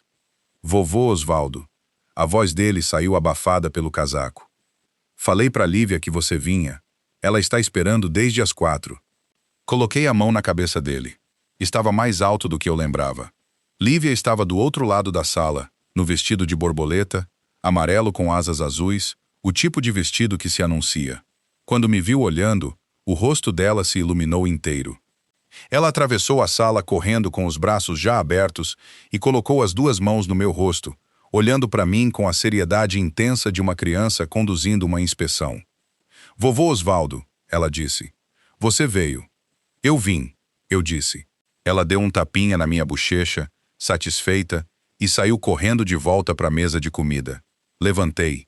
Meus joelhos doíam. Pressionei a mão brevemente contra o externo onde as frases dobradas estavam e pensei em Eunice, que teria sido a primeira pessoa a entrar por aquela porta. Ricardo me conduziu até a mesa principal. Carla já estava lá com um mapa de assentos plastificado, o tipo de preparo que se anuncia sozinho. Ela levantou os olhos, leu a situação num segundo, Osvaldo na mesa principal, a mão do Ricardo no cotovelo dele, e pousou o mapa virado para baixo na toalha, sem uma palavra. Foi a primeira vez que vi Carla Vasconcelos pousar algo sem ter decidido de antemão. Sentei na cadeira que Ricardo indicou, as mãos apoiadas na toalha branca. A pasta no bolso, 4 frases no bolso. O gravador do celular a um toque de começar. Eu vinha pronto desde as 4 da manhã, 11 dias atrás, numa oficina que cheirava a serragem, óleo de máquina e frio de janeiro. Rodrigo pousou a bebida e virou para a sala e me viu. Recuperou-se em aproximadamente 2 segundos. Isso não é pouco. A maioria das pessoas, quando entra numa sala e encontra algo que não esperava, numa mesa que arrumaram, demora mais que 2 segundos para se recompor. Rodrigo ajeitou o paletó, disse algo aos 2 homens ao lado que os fez rir, e atravessou a sala em minha direção com a mão estendida e o rosto arranjado na expressão de um homem que decidiu que, seja lá o que aquilo fosse, ele daria conta. Osvaldo. O aperto de mão dele foi firme, os olhos me lendo do jeito que um homem lê uma sala quando precisa saber com o que está lidando. Você veio. Que bom te ver. Bom estar aqui, eu disse. Ele segurou o aperto um tempo a mais do que o necessário, não do jeito que Ricardo tinha segurado, que era o aperto de um homem que queria dizer algo com aquilo, mas o aperto de um homem decidindo o quanto sabe. Depois soltou e se virou para os 2 homens de blazer. Esse é o Osvaldo Meireles, pai da Adriana. Eles apertaram minha mão e arquivei os rostos deles. Rodrigo voltou para o bar. Não olhou por cima do ombro. Aquilo era disciplina. Carla apareceu ao meu lado 30 segundos depois com água com gás e o sorriso que ela reserva para situações que está gerenciando ativamente. Osvaldo, que bom que você está aqui! Você está ótimo! Obrigado por me receber, Carla, eu disse. Aqui é onde você pertence, disse ela, com tanto calor que qualquer um a 3 metros de distância acreditaria em cada sílaba. Depois ela flutuou de volta para outra ponta da mesa, se posicionando entre mim e a porta da cozinha. Adriana apareceu ao meu lado esquerdo. Movia-se em silêncio. Sempre se moveu em silêncio, do jeito que as pessoas se movem quando aprenderam que passar despercebido às vezes é a forma mais segura de estar numa sala. Pai, posso falar com você um segundo? Ela me guiou até a janela. A voz dela ficou abaixo do barulho da sala.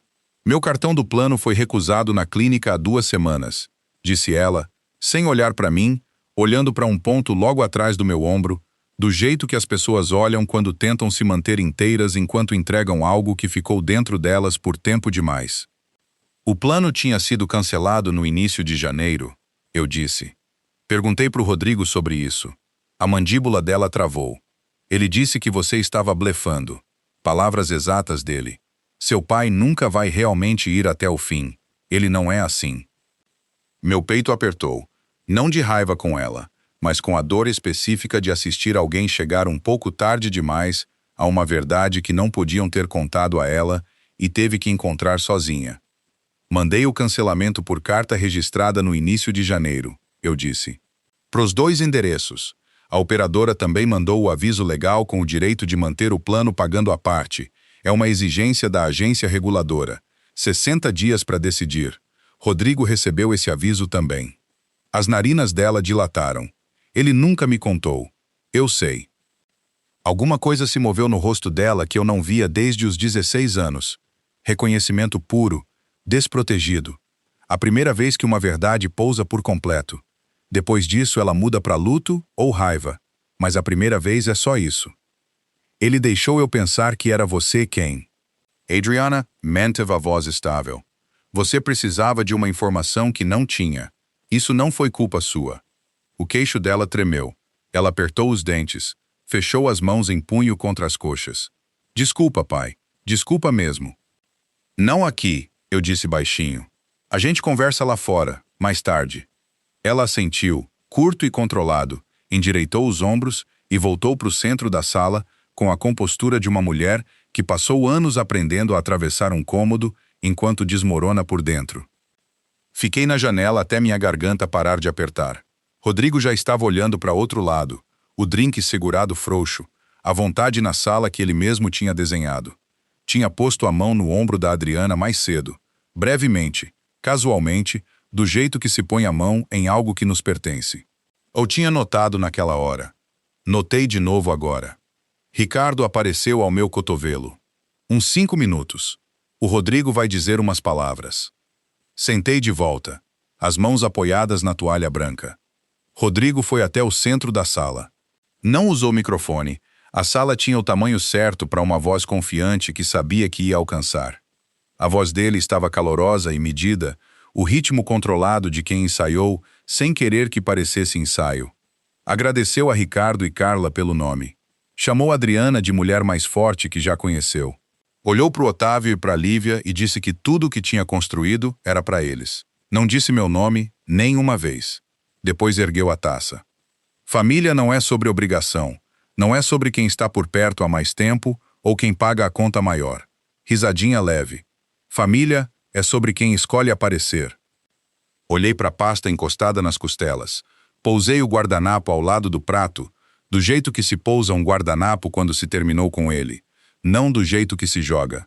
Levantei. Rodrigo, eu disse, posso falar uma coisa? 40 pessoas se viraram. Rodrigo me olhou do outro lado da sala e por exatamente 1 segundo, vi algo se mover atrás dos olhos dele que não era a versão administrada de Rodrigo Vasconcelos. Depois, a versão administrada voltou. Claro, Osvaldo, disse ele. Por favor.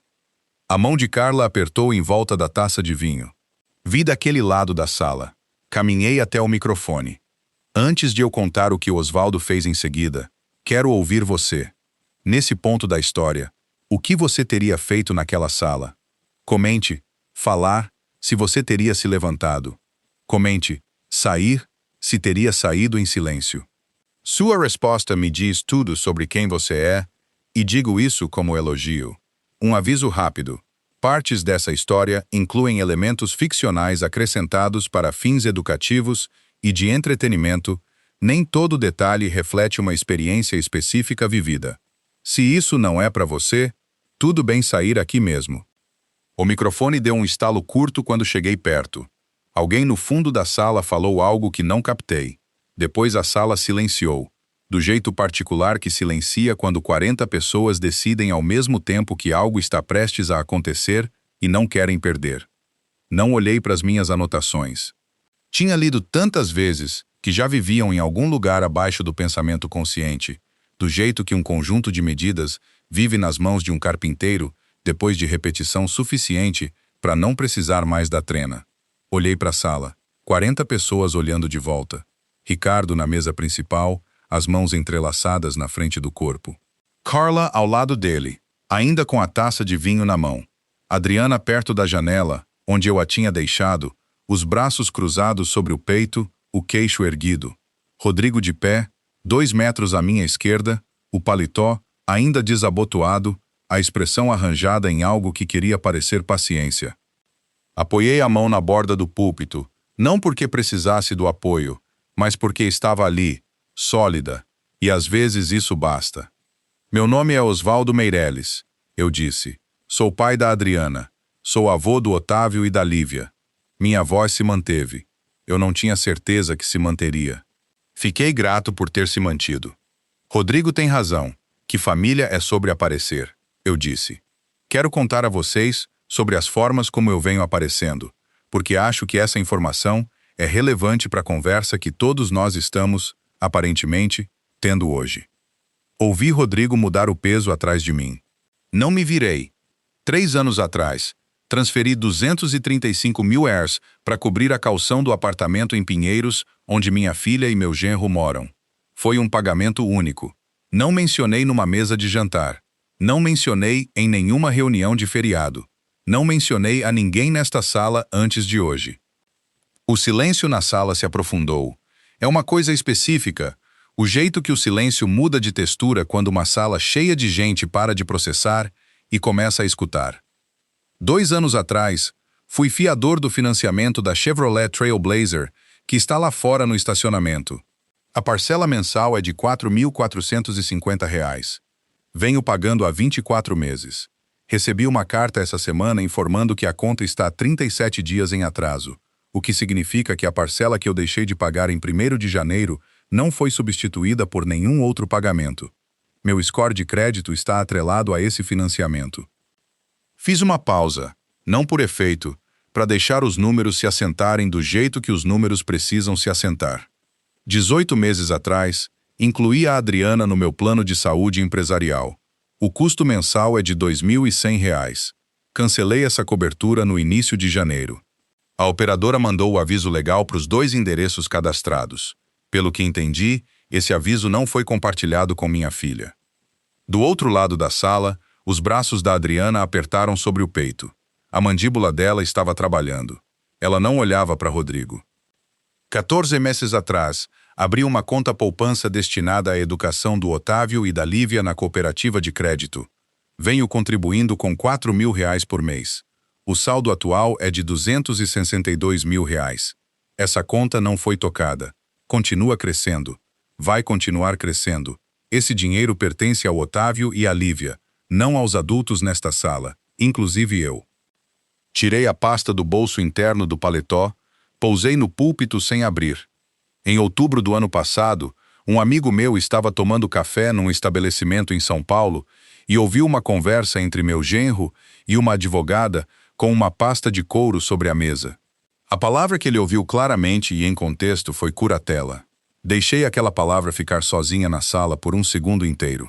Isso é um processo jurídico em que um familiar pede à justiça que declare que outra pessoa não consegue administrar os próprios assuntos. Tenho 64 anos. Moro sozinho. Recentemente tomei uma decisão financeira importante que meu genro discordou. Entendo como esses fatos podem ser montados numa narrativa. A respiração do Rodrigo tinha mudado atrás de mim. Dava para ouvir. A leve mudança de ritmo que acontece quando o corpo de uma pessoa entende algo antes que o rosto esteja pronto para mostrar. Também sei que o processo teria que ser protocolado no Paraná, onde sou residente, e que o documento que minha filha foi convencida a assinar em abril, apresentado a ela como formulário do plano de saúde, não vale como procuração segundo a lei brasileira, porque não foi lavrado em cartório e não tem as testemunhas exigidas. Posei a mão sobre a pasta. Tenho documentação de tudo isso. Não estou aqui hoje para entrar com uma ação. Não estou aqui para humilhar ninguém. Olhei para a sala, para os rostos, alguns ilegíveis, outros não.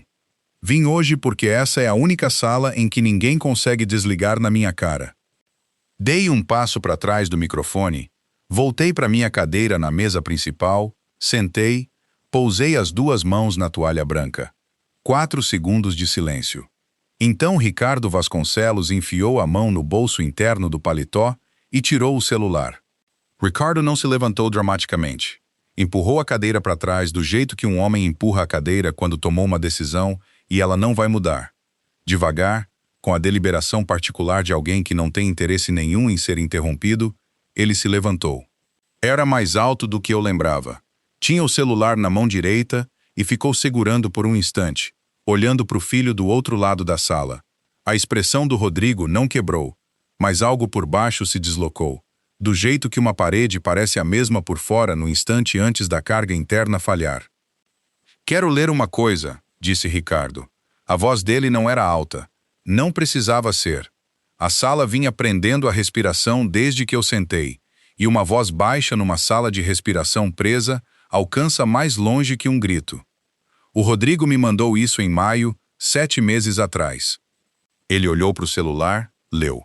Pai, o Osvaldo tem tido alguns problemas de memória desde que a Eunice morreu. A gente está cuidando disso silenciosamente, em família. Melhor não sobrecarregar ele com reuniões grandes. Isso tende a confundir ele. A gente te mantém informado. Ele abaixou o celular. A sala não fez um som. Nem o farfalhar de um guardanapo, nem o tilintar de um copo. 40 pessoas sentadas completamente imóveis. Ricardo olhou para o filho. Eu acreditei em você, disse ele. Parei de incluir o Osvaldo nas coisas porque acreditava que você estava protegendo ele. A voz dele estava serena, o que tornava pior. Raiva teria sido mais fácil de absorver. Aquilo era mais silencioso, o tom específico de um homem que descobriu que uma pessoa em quem confiava usou essa confiança como ferramenta. Você me usou para construir uma história sobre esse homem. A mandíbula do Rodrigo travou.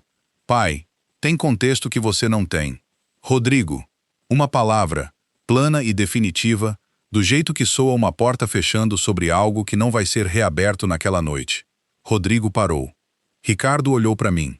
Algo se moveu no rosto dele, não bem desculpa, porque desculpa não era grande o suficiente para o que ele estava carregando, mas a expressão de um homem tentando devolver algo que nunca deveria ter recebido. Osvaldo, te devo uma resposta para cada convite que não saiu. Você não sabia, eu disse. Mas isso não é desculpa, disse ele, sem hesitar, do jeito que as pessoas dizem coisas que já decidiram. Depois se virou de volta para o Rodrigo, e a voz dele caiu para o registro que os pais usam quando não estão performando para uma sala, mas falando de verdade, cada palavra, para uma única pessoa. E eu não vou financiar nenhuma ação legal contra esse homem, nem pedido de curatela, nem consulta, nenhum real, nenhuma ligação para advogado nenhum em seu nome. Se você seguir em frente com qualquer parte disso, faz sem meu nome e sem meu dinheiro. O rosto do Rodrigo se manteve controlado, as mãos menos cooperativas. A que segurava o drink tinha apertado até os nós dos dedos ficarem brancos contra o copo. Isso não é justo. É exatamente justo, disse Ricardo. Senta. Carla se levantou. A voz dela saiu suave e imediata. A voz de uma mulher que já redirecionou 100 momentos difíceis e sabe exatamente como começar. Acho que talvez devêssemos todos dar um momento e Ricardo não levantou a voz. Não precisou. Senta. 40 anos de Carla Vasconcelos administrando toda a sala em que entrava e Ricardo a interrompeu com 2 palavras num tom que ela aparentemente nunca tinha ouvido dele antes. Ela sentou. Os 2 homens de blazer perto do bar já estavam inclinando o corpo em direção à saída. O casal na mesa mais distante tinha parado de fingir que olhava o celular. Perto da mesa lateral, Otávio tinha ficado muito quieto, do jeito que crianças ficam quietas quando entendem que os adultos ao redor estão fazendo algo importante. Não fiquei olhando para o Rodrigo. Fiquei olhando para Adriana. Ela vinha de pé perto da janela desde que eu sentei. os braços ainda cruzados, o queixo ainda erguido. Quando Ricardo terminou de falar, ela descruzou os braços. As mãos caíram ao lado do corpo, os dedos se abriram e depois fecharam devagar, como alguém testando se a sensação voltou depois de muito tempo. Depois ela se virou e caminhou para o fundo da sala, passando pelas mesas laterais, passando pelo Otávio, que esticou a mão e tocou o braço dela quando passou, passando pela estação de buffet e pela porta que levava aos fundos da casa. Não correu, não fez barulho. Mas os ombros dela, vistos de trás, estavam tremendo. Levantei da mesa. Com licença, disse eu, para ninguém em particular, e fui atrás dela. O estacionamento atrás da casa dos Vasconcelos estava iluminado por uma única lâmpada acima, que deixava tudo com a cor de papel velho. Adriana estava parada perto da Trailblazer, a cinza escura com o pacote de rebocamento, aquela cuja parcela vinha 37 dias em atraso, cuja mensalidade eu vinha cobrindo há 2 anos, sem mencionar numa mesa de jantar sequer. Ela estava de costas para casa, os braços em volta do próprio corpo, e não estava mais chorando. O choro tinha parado em algum ponto entre a porta dos fundos e o estacionamento, substituído pela imobilidade particular de alguém que ficou sem a energia que chorar exige. Fiquei uns passos atrás e esperei. Ela falou primeiro. O Rodrigo me disse que você estava blefando. A voz dela saiu plana, não fria, apenas esvaziada. Depois que a vovó Eunice morreu, ele disse que tinha reparado umas coisas. Confusão, ele chamava. Esquecendo compromissos. Disse que estava preocupado, que a família estava preocupada, que a gente precisava pensar no seu bem-estar a longo prazo. Ela riu uma vez, um som curto, sem nada de riso ali. Eu acreditei nele. Eu queria acreditar nele. Porque se eu acreditasse, o que a gente estava fazendo não era, parecia proteção, em vez do que realmente era. Não falei. Ela não tinha terminado. Aí ele me disse que, se eu não cooperasse, se eu reagisse, se eu contasse para você, se eu procurasse alguém de fora da família, ele ia pedir divórcio e ia usar os advogados da família dele. A mandíbula dela travou. Disse que eu ia perder o Otávio e a Lívia.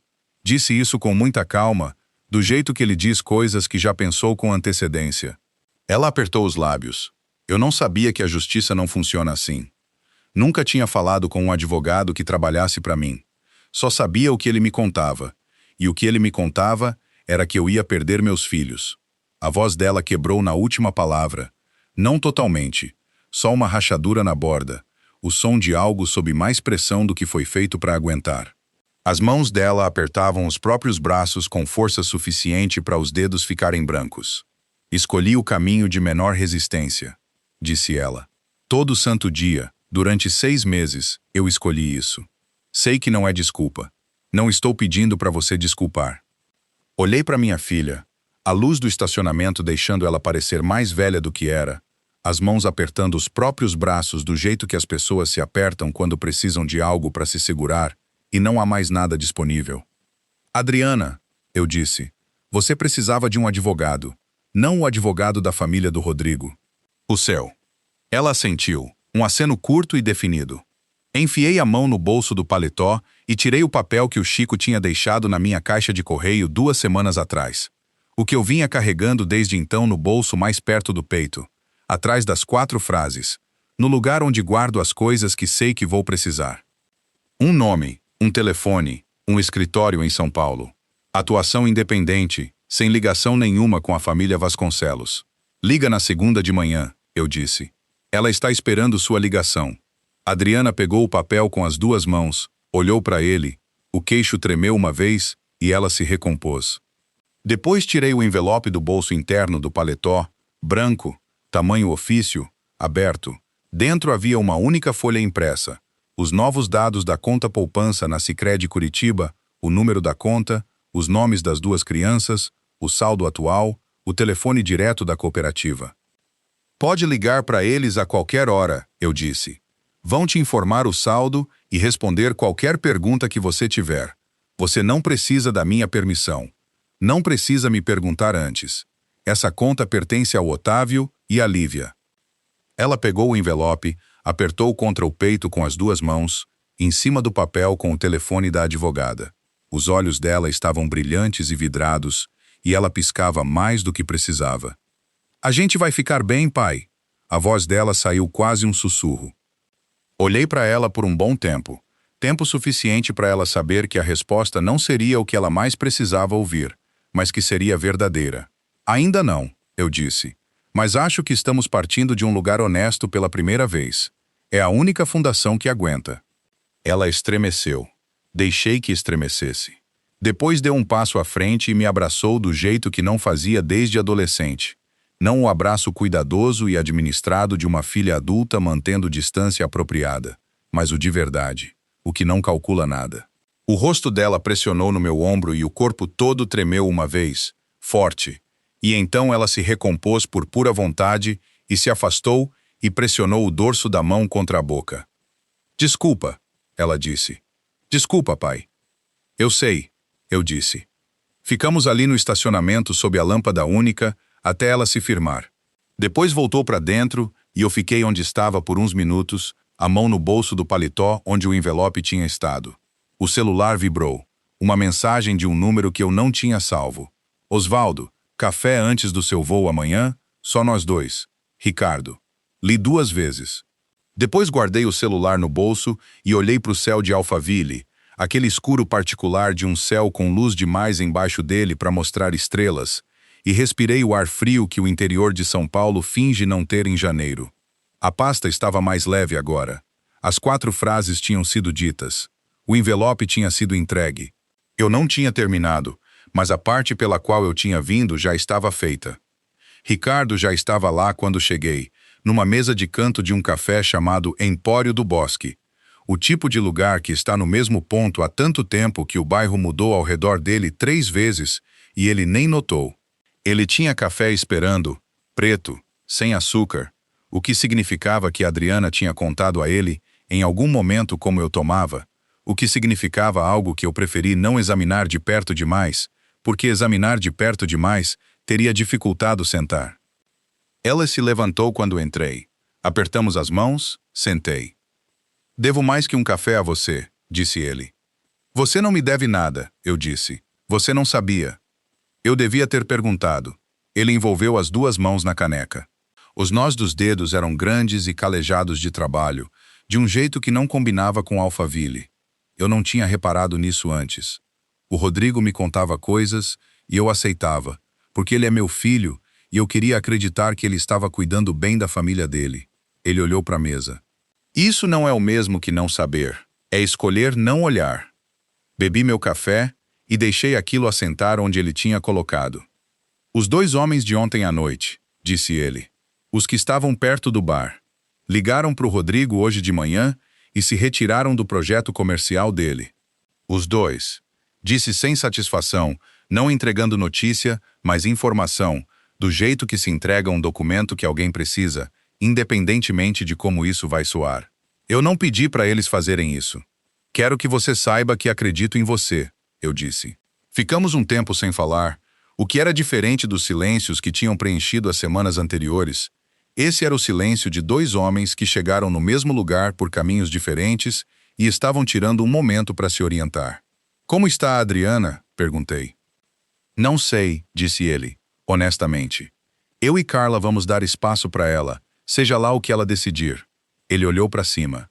Ligou para uma advogada hoje de manhã. Independente. Ela me contou quando veio buscar as crianças. Assenti. Ele pegou a caneca e pousou de volta sem beber. Osvaldo, eu gostaria de ir pescar com você algum dia. O Chico mencionou que vocês vão ao açude.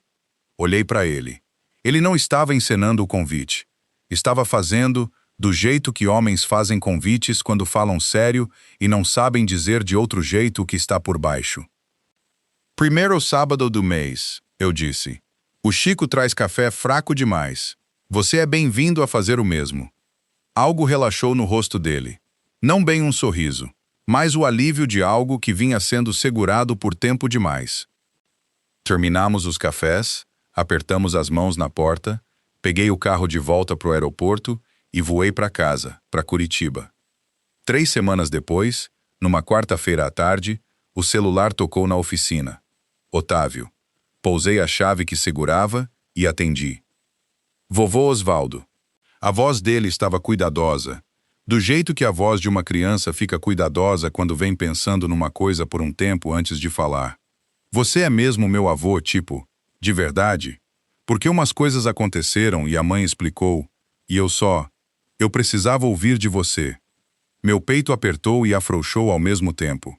Sim, eu disse, sou seu avô. Como eu sei com certeza? Vai num lugar onde você possa olhar a tela do celular. Ouvi ele se mexer. Depois silêncio. Fui para a galeria de fotos e voltei 8 anos. Para uma pasta que não abro com frequência. Mas nunca apaguei. Hospital Israelita Albert Einstein. Otávio com 6 horas de vida. A cabeça ainda levemente pontuda do jeito que os bebês ficam, embrulhado na manta padrão do hospital, listrada de rosa e azul, que todo hospital do Brasil usa como se recém-nascidos precisassem acima de tudo de consistência.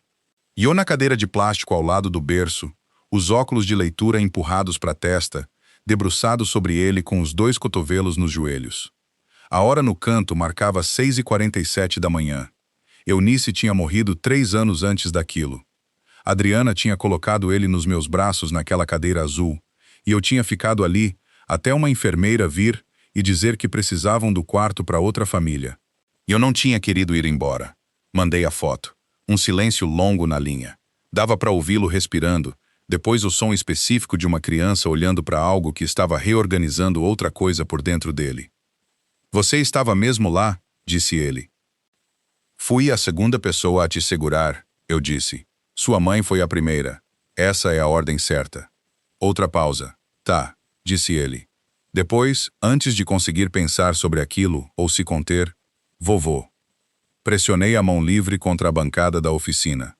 A madeira estava sólida e fria, e eu precisava de algo sólido e frio naquele momento, porque meus olhos estavam ardendo e minha garganta tinha fechado pela metade do diâmetro normal. E eu tinha 64 anos, parado numa oficina em Curitiba, e meu neto tinha acabado de dizer uma palavra que eu não escutava dirigida a mim havia 13 meses. Vou aí, quarta, eu disse, quando confiei na voz de novo. Qual quarta? Perguntou ele. Todas, eu disse. Toda quarta. Fui até Pinheiros. Cheguei 12 minutos adiantado e fiquei sentado no carro por 11 desses minutos, porque não queria ser o avô que chega antes das crianças estarem prontas e faz tudo parecer obrigação. No 12º minuto, saí e toquei a campainha. Otávio atendeu de chuteira de futebol, usando dentro de casa no piso de madeira, o que decidi não comentar. Lívia estava atrás dele com o vestido de borboleta, o amarelo com asas azuis, o mesmo da festa. Estava usando numa quarta de fevereiro porque tinha decidido que era apropriado e ninguém naquele apartamento estava em posição de discordar. Você veio, disse Otávio, como se houvesse alguma dúvida. Eu disse que vinha, respondi. Adriana estava na cozinha. Parecia cansada, de um jeito diferente do cansaço que carregava no estacionamento de Alphaville. Aquele tinha sido o cansaço do medo e da ocultação. Esse era o cansaço de alguém fazendo algo difícil e necessário, e ainda não avançado o suficiente para ver o outro lado. Pai. Ela me abraçou na porta da cozinha. Um abraço de verdade, não administrado, não calculado. Obrigada por vir. Toda quarta, eu disse. É isso que toda significa.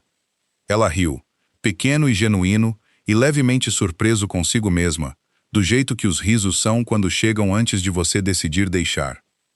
Pressionou o dorso da mão contra os olhos por um instante, depois voltou para a bancada. Levei o Otávio e a Lívia até a praça no fim da quadra. Otávio passou 40 minutos tentando me ensinar um drible que exigia técnica e coordenação que eu nunca tive e não adquiri aos 64. Tentei 4 vezes. Caí uma. Lívia riu tanto que sentou na grama e segurou a barriga, o que decidi ser o melhor resultado possível. Na volta, Otávio pôs a mão na minha, do jeito que as crianças fazem quando param de pensar nisso. Não porque decidiram, mas porque você está ali, e a mão está ali, e é a coisa natural. Segurei. As quartas foram se acumulando do jeito que coisas boas se acumulam, em silêncio, sem anúncio, cada uma ligeiramente mais comum que a anterior. o que é como se sabe que algo virou real em vez de provisório. Em março, Adriana protocolou os papéis. Ligou do carro, no estacionamento embaixo da cozinha industrial onde tinha o espaço do buffet. Protocolei hoje, disse ela. A voz dela estava firme, não feliz, não devastada, a voz de alguém que tomou uma decisão que não vai voltar atrás. Queria que você soubesse por mim. Como você está? Perguntei. Não sei ainda. Acho que vou ficar bem. Uma pausa. A advogada para quem você me mandou, ela é muito boa, pai. O Chico tem bom julgamento, eu disse. Fala para ele, então. Ele vem pescar sábado. Fala você mesma. Ela riu, o mesmo riso surpreso da porta da cozinha. E eu vinha começando a achar que aquele era o riso de verdade dela, o que sempre esteve ali, embaixo da administração cuidadosa. O Chico trouxe café fraco em abril e pescou 3 peixes contra o meu 1, o que aceitou com a modéstia de um homem que vinha sendo silenciosamente melhor que você em coisas fazia 30 anos. Ricardo foi em maio. O café dele estava de algum jeito ainda mais fraco que o do Chico, o que eu não tinha achado possível. Ficou no barco 4 horas, não pegou nada. Falou sobre o Otávio do jeito cuidadoso de um avô navegando território novo, querendo acertar. Ele é um bom garoto, disse Ricardo. É, eu disse. Puxou a mãe. Uma pausa. E ao avô. Deixei aquilo pousar na água entre nós e fiquei olhando minha linha. 2 semanas antes do Dia dos Pais, Adriana ligou numa terça à noite. Pai, você tá livre no domingo, dia 15? Meio-dia. Não traz nada. Uma pausa. O Otávio vem trabalhando numa coisa pra você. Tá muito sério com isso. Ou vai ser lindo, ou vai ter purpurina. Os 2 são bons. Convidei o Ricardo, disse ela com cuidado. Ele tem sido bom pra gente. As crianças amam ele. Tudo bem? Pensei num homem sentado num barco em maio, sem pegar nada e sem se importar. Tudo bem, eu disse. E o Chico? O Otávio pediu especificamente o Chico. O Chico vai, eu disse. Provavelmente vai trazer alguma coisa inapropriada e as crianças vão adorar. Ótimo. Depois baixinho. Fico feliz que você vem, pai. Adriana, toda quarta, eu disse. Domingo é mais fácil. Ela ainda estava rindo quando desligou. Pousei o celular na bancada. Lá fora, na janela da oficina, o quintal de Curitiba estava verde do jeito que fica no início de setembro. Saturado, quase excessivo, antes que o calor do verão o achate. A cadeira da Eunice na mesa da cozinha estava vazia havia 4 anos e 2 semanas. Pensei no que seria se sentar numa mesa onde alguém tinha posto seu nome num cartão antes de você chegar. 2 semanas antes daquele Dia dos Pais, eu tinha assinado um contrato de aluguel mês a mês num estúdio mobiliado em Perdizes, a 3 quadras da fronteira com Pinheiros, perto o suficiente da praça no fim da quadra do Otávio para eu chegar caminhando em 12 minutos, se o trânsito ajudasse. Curitiba continuaria sendo a casa, a oficina, a cadeira da Eunice, as araucárias na janela da cozinha, mas nada me obrigava a escolher entre uma vida e a outra.